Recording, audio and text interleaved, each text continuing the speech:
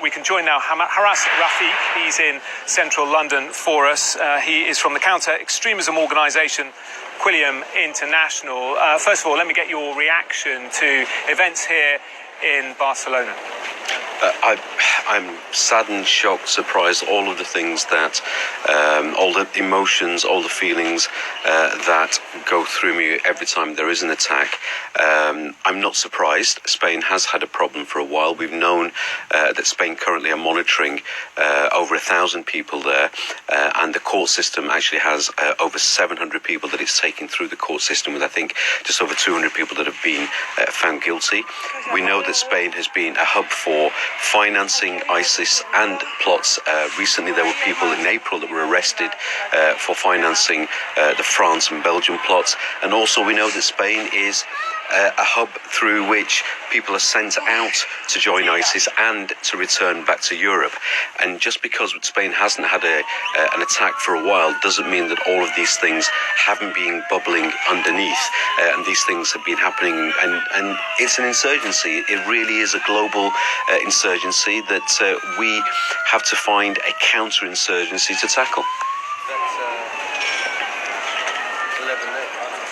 Now, when the initial attack happened in Barcelona yesterday afternoon, we know one person was involved, and perhaps for many people they thought that he was acting alone. We now know from the authorities here in Spain that potentially a cell of 8 individuals was conspiring to carry out a number of attacks using gas canisters as well. Clearly, this is a highly coordinated, highly organised attack on Spain.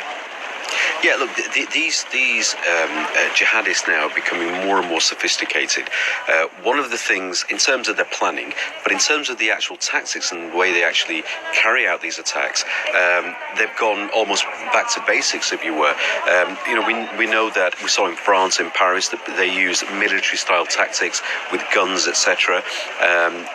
They have made it more difficult in certain parts of Europe now to obtain guns. It's still not impossible, but it's very, very easy for somebody to go out and rent or hire a van or a vehicle and go and mow people down. And the other thing that's really interesting here is that it's highly likely that, we have command and operations, the command coming from ISIS-controlled territory and operations carried out in Europe. ISIS have claimed this attack, but ISIS will claim everything. They are actually currently on the back foot and actually struggling to show their relevance. And we're going to see more of these attacks in Europe, because what's happening is that as ISIS lose ground, as their fighters are being killed, a lot of their fighters, or some of their fighters, will actually want to leave ISIS and potentially go and join other terrorist entities such as Al-Qaeda, more established ones. A tactic they will use now, and have been using certainly over the last 6 months, to show this relevance and stop people going to join groups like Al-Qaeda, is to actually plan and coordinate and sometimes finance these attacks in the Western world, if you like. And we are going to see more as ISIS actually goes on the back foot even more over the next few months. I want to ask you about the North African link. We know 3 people have been arrested. We know at least one is of Moroccan descent. Does that come as a surprise to you? No, it doesn't come as a surprise that people are being radicalised to a large extent in North Africa. One of its neighbouring countries, Tunisia, has the largest official number of foreign fighters that have gone out to join ISIS, so it doesn't surprise me. There are areas and parts of Morocco which is still Spanish territory, and therefore the route to actually for people to come in and go out of Spain from Morocco is a lot easier than it is, say, to other countries and from other parts of North Africa. It doesn't surprise me at all. This radicalization has been going on for a while. People are going into Spain. We know that a lot of attacks in Europe have been financed and planned from Spain, and we know that it's North Africans, especially people from Morocco originally, who are going in and radicalising youngsters, radicalising people who are maybe have some grievances, maybe have some potential problems or real problems, and then showing them a different worldview, a different lens, and then blaming the other, blaming and dehumanising the other. And it doesn't surprise me that these people are actually Moroccan origin, it doesn't surprise me if they would be of the North African or of Middle Eastern origin, because the majority of the Muslims that are in Spain are from North Africa.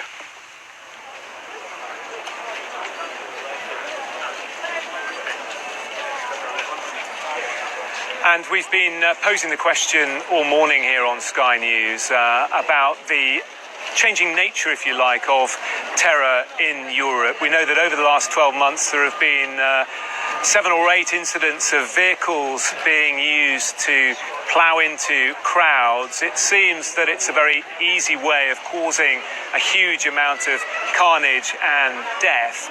Do you see this continuing as a tactic, perhaps as security services get better and better at clamping down on weapons coming into countries of terrorists being able to make their own bomb equipment? This is a tactic that terrorist groups such as Hamas have been using in Israel and other places for a while.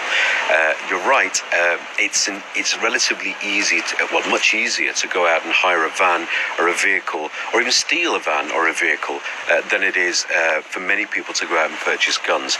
This is a tactic that we're going to see more of, and how do we stop every single one? And we have to realise and go back to basics and say, look, Spanish authorities, UK, British authorities, other European authorities and agencies are actually doing a very, very good job. But they're never going to stop this kind of attack.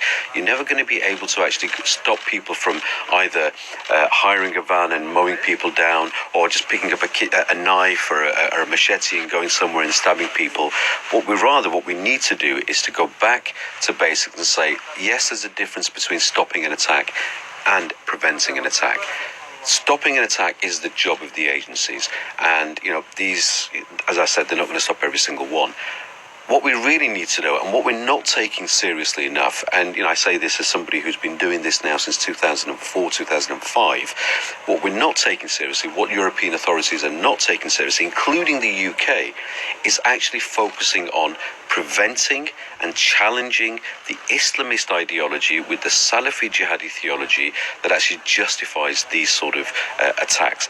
We need to do more of that, and it really frustrates me that every time there's an attack, we'll see a prime minister or we'll see somebody make some wonderful speeches and talk about actually stopping and preventing attacks.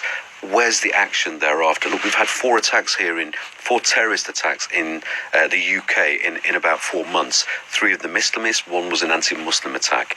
I still haven't seen, and there was a wonderful speech, lots of things that were said by politicians. I still haven't seen the actions thereafter that will actually give me confidence that our government and European governments are actually challenging the ideology and actually doing something to challenge it.